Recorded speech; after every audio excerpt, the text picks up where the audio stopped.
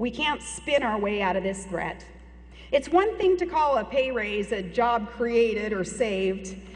It's quite another to call the devastation that a homicide bomber can inflict a man-made disaster.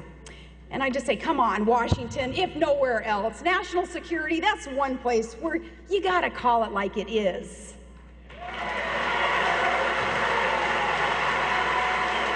And in that spirit, we should acknowledge that on Christmas Day, the system did not work. Abdul Muttalib passed through airport security with a bomb, and he boarded a flight hell-bent on killing innocent passengers. This terrorist trained in Yemen with Al-Qaeda. His American visa was not revoked until after he tried to kill hundreds of passengers. On Christmas Day, the only thing that stopped this terrorist was blind luck and brave passengers. Really, it was a Christmas miracle, and that is not the way that the system is supposed to work.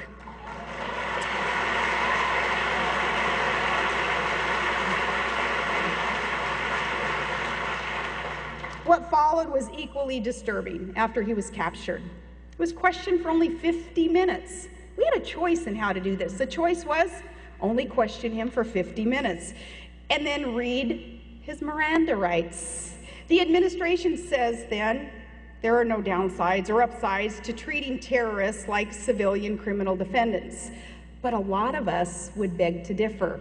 For example, there are questions we would have liked this foreign terrorist to answer before he lawyered up and invoked our U.S. constitutional right to remain silent.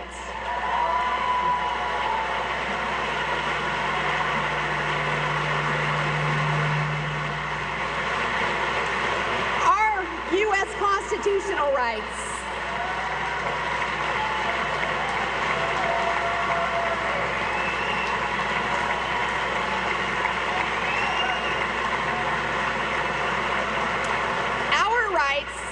That you, sir, fought and were willing to die for to protect in our Constitution.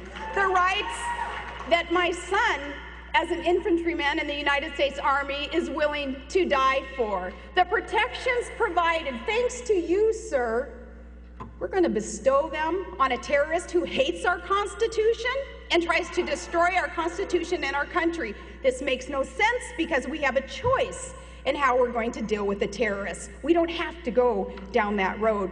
There are questions that we would have liked answered before he lawyered up, like, where exactly were you trained and by whom? You're bragging about all these other terrorists just like you. Who are they? When and where will they try to strike next? The events surrounding the Christmas Day plot reflect the kind of thinking that led to September 11th. The threat then, as the USS Cole was attacked, our embassies were attacked, it was treated like an international crime spree, not like an act of war.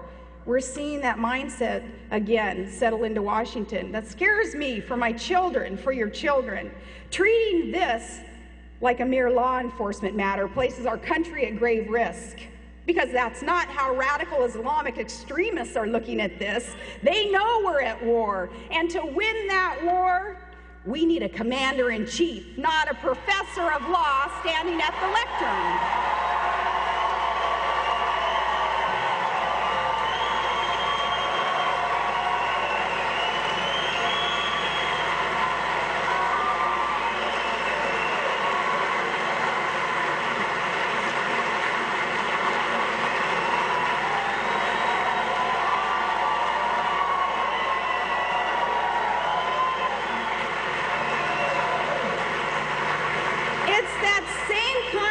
Misguided thinking that is seen throughout the administration's foreign policy decisions. Our president spent a year reaching out to hostile regimes, writing personal letters to dangerous dictators, and apologizing for America. And what do we have to show for that? Here's what we have to show. North Korea tested nuclear weapons and longer-range ballistic missiles. Israel, a friend and a critical ally, now question the strength of our support. Plans for a missile defense system in Europe, they've been scrapped. Relations with China and Russia are no better, and relations with Japan, that key Asian ally, they're in the worst shape in years. And around the world, people who are seeking freedom from oppressive regimes wonder if Alaska is still that beacon of hope for their cause. The administration cut support for democracy programs, and where the president has not been clear, I ask, where is his clear and where is his strong voice of support for the Iranians who are risking all in their opposition to Ahmadinejad?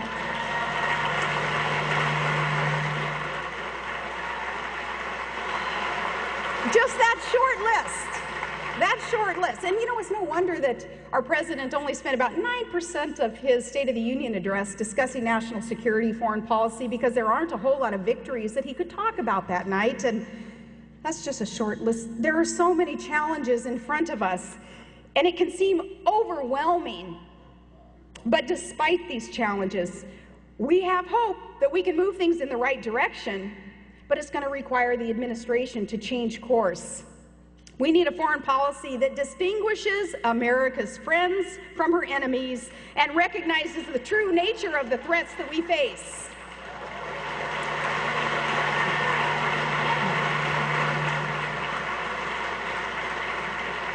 We need a strong national defense. I think you would agree with me, as Reagan used to talk about that peace through strength. And in that respect, I applaud the president for following at least a part of the recommendations made by our commanders on the ground to send in some more reinforcements to Afghanistan. Now, though, we must spend less time courting our adversaries, spending more time working with our allies. And we must build effective coalitions capable of confronting dangerous regimes like Iran and North Korea. It's time for more than just tough talk. Just like you, probably just so tired of hearing the talk. Tired of hearing the talk. It's time for some tough actions like sanctions on Iran. And in places in the world where people are struggling and oppressed and they're fighting for freedom, America must stand with them. We need a clear foreign policy that stands with the people and for democracy, one that reflects both our values and our interests, and it is in our best interests, because democracies, they don't go to war with each other. They can settle their differences peacefully. The lesson of the last year is this: foreign policy can't be managed through the politics of personality. And our president would do well to take note of an observation John F. Kennedy had made once he was in office, that all of the world's problems aren't his predecessor's fault.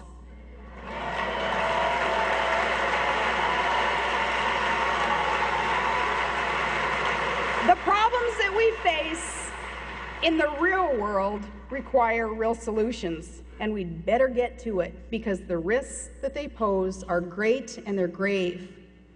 However, as Barry Goldwater said, we can be conquered by bombs, but we can also be conquered by neglect, by ignoring our Constitution and disregarding the principles of limited government. And in the past year, his words ring true. Washington has now replaced private irresponsibility with public irresponsibility.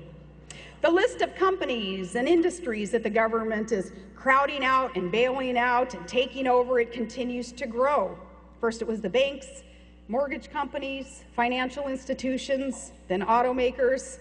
Soon, if they had their way, healthcare, student loans. Today, in the words of Congressman Paul Ryan, the $700 billion TARP has morphed into crony capitalism at its worst, and it's becoming a slush fund for the Treasury Department's favorite big players, just as we had been warned about. And while people on Main Street look for jobs, people on Wall Street, they're collecting billions and billions in your bailout bonuses. Among the top 17 companies that received your bailout money, 92% of the senior officers and directors, they still have their good jobs. And everyday Americans are wondering, where are the consequences for they helping to get us into this worst economic situation since the Great Depression? Where are the consequences?